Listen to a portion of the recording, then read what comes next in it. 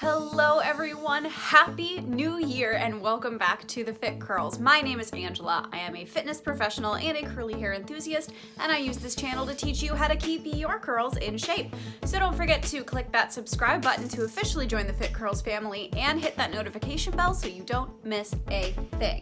Now today, as we enter a brand new year, peace out 2020, not sorry to see you go. We are talking about 5 curly hair myths that we need to leave in the dust along with the year 2020. So if you're excited about this video, go ahead and hit it with a thumbs up, and without further ado, let's get into it.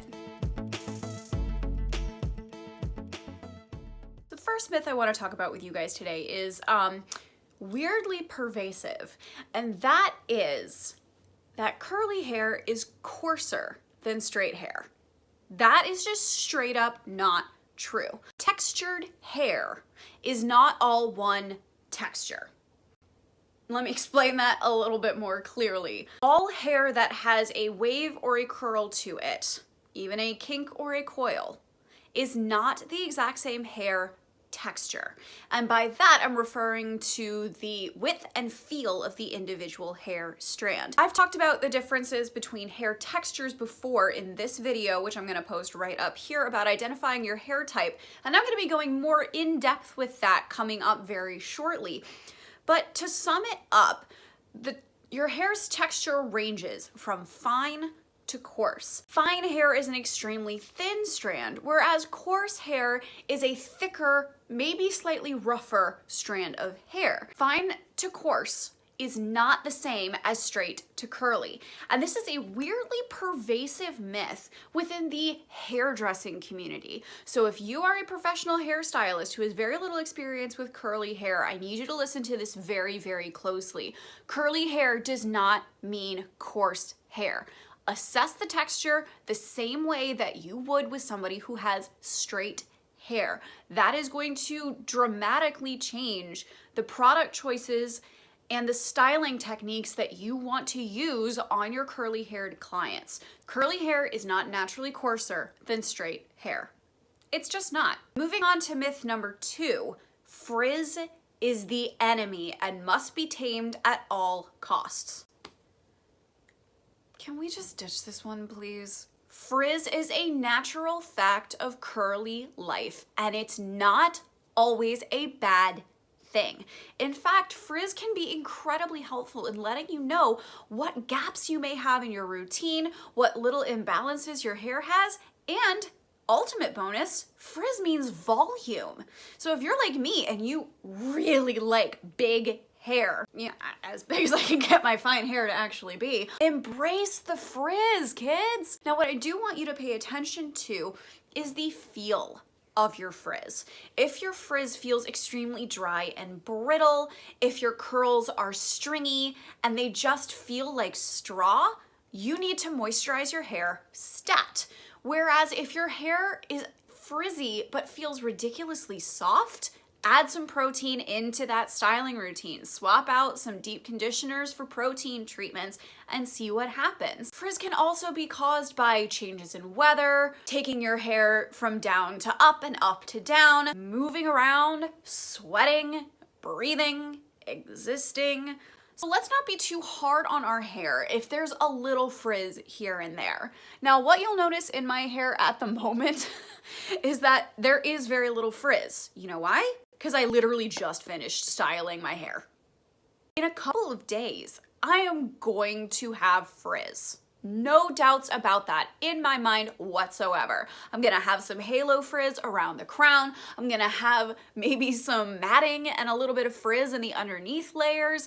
The mid layers of my hair are definitely gonna get plenty frizzy. And you know what? I'm going to love how it looks because it's my hair, not on wash day, and I'm gonna get some bomb volume from it. Frizz doesn't need to be tamed or fixed. It needs to be loved as what it is, a fact of your curly hair that we can learn to use to our advantage. So maybe in 2021, let's stop using frizz like it's a 4-letter word. All right, myth number 3, sulfates and silicones are the devil. Nope. The main sulfate in question when people talk about the badness of sulfates is sodium lauryl sulfate, or SLS. And sodium lauryl sulfate can in fact be extremely harsh and very stripping to the hair, not only eliminating dirt and impurities, but also pulling out the natural oils and sebum that our hair needs to stay healthy and moisturize itself. However, sodium lauryl sulfate is relatively easy to avoid or use in moderation, and all sulfate-free cleansers are not created alike. People with dermatitis on their scalps, fine textured hair, low porosity hair that really is susceptible to buildup, all of these people might actually need to use sulfates in order to keep their hair and scalp healthy and avoid the problems that can come with buildup, like clogged pores in your scalp, scalp acne, dandruff, hair loss. All of these things are avoidable by judiciously using sulfates. Cosmetic chemistry has also evolved to the degree that silicones aren't bound to build up on your hair and keep it from being moisturized ever again. There are a number of silicones that are actually water soluble. So if you see something that ends in a cone and starts with a PEG, that's water soluble. You can get that off your hands and your hair literally by just rinsing it with water. But non-water soluble silicones can actually be cleansed off with sulfate-free cleansers, or very easily with a clarifying shampoo or even a sulfate-based shampoo. Silicones can actually be incredibly helpful for people with fine and high porosity hair, because silicones are naturally excellent sealants. They help to patch up holes in our cuticle to keep the hard-won moisture inside where it belongs and help our results to last, and even to bust things like extreme dryness or extreme humidity. And my personal favorite, silicones are naturally excellent heat protectants, so you don't have to be terrified of diffusing your hair on high heat anymore. Now, no hair routine is going to be perfect for every single curly girl out there. Everybody's hair has different needs, and we need to treat our hair and our scalp as such, as unique. So if your hair does better with silicones, if your scalp feels better with sulfates, use them. Let's ditch the demonization in 2020 where it belongs and embrace the fact that everyone's curly hair needs are different and that silicones and sulfates may actually work for you.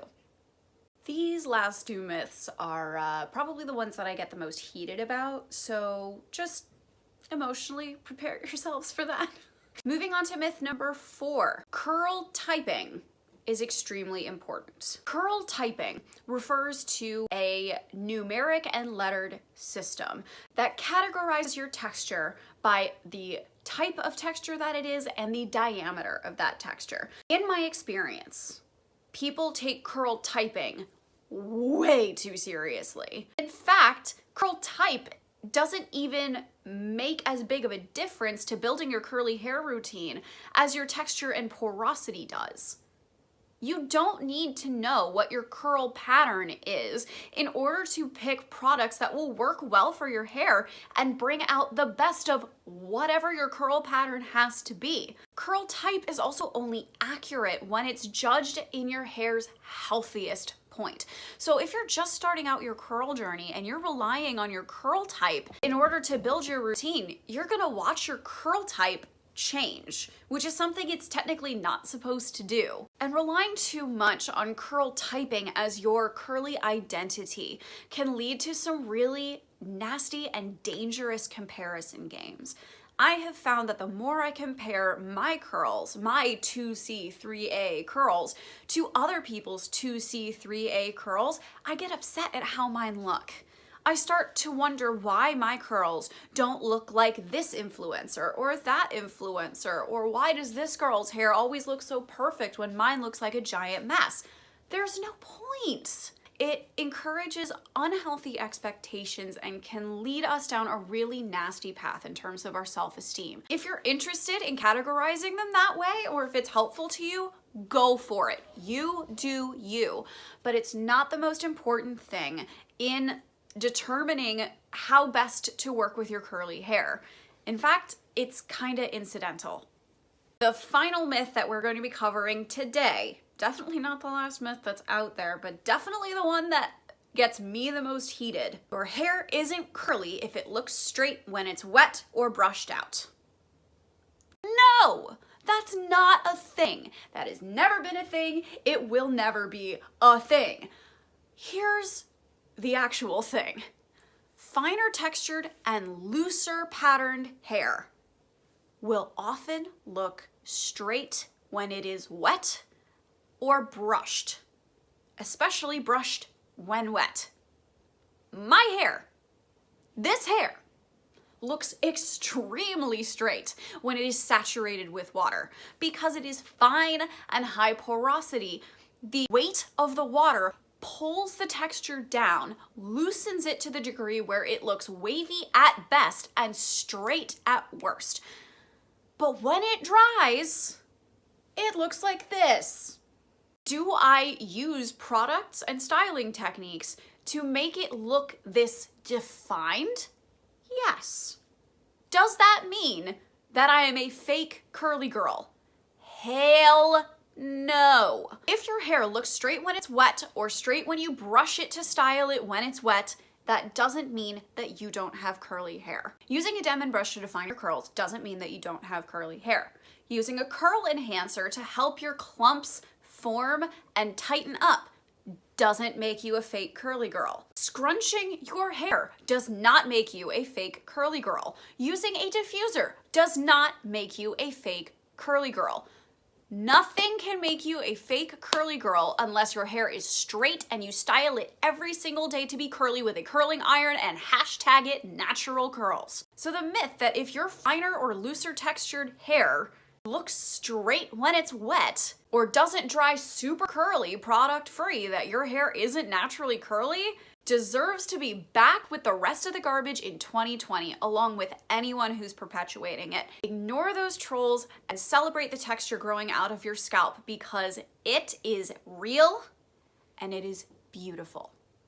So that is it for today's video. Those are the top 5 myths that I think need to die with 2020. What did you guys think? Drop a comment down below with any of your thoughts, opinions, and impressions, as well as any curly hair myths that you have come to realize dominated your life for too long and just straight up are not true. If you enjoyed this video and you want to see more like it, hit it with a thumbs up.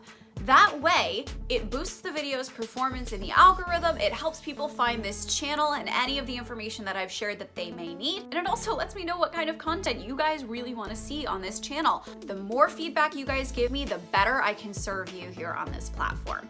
Now, if you haven't joined the Fit Curls family officially, what are you waiting for? Hit that subscribe button, ring that notification bell, watch a few more videos while you're here. And with that, thank you guys so much for an amazing year of the Fit Curls. Love your curls, love each other, happy freaking new year, and I will see you guys next time. Bye!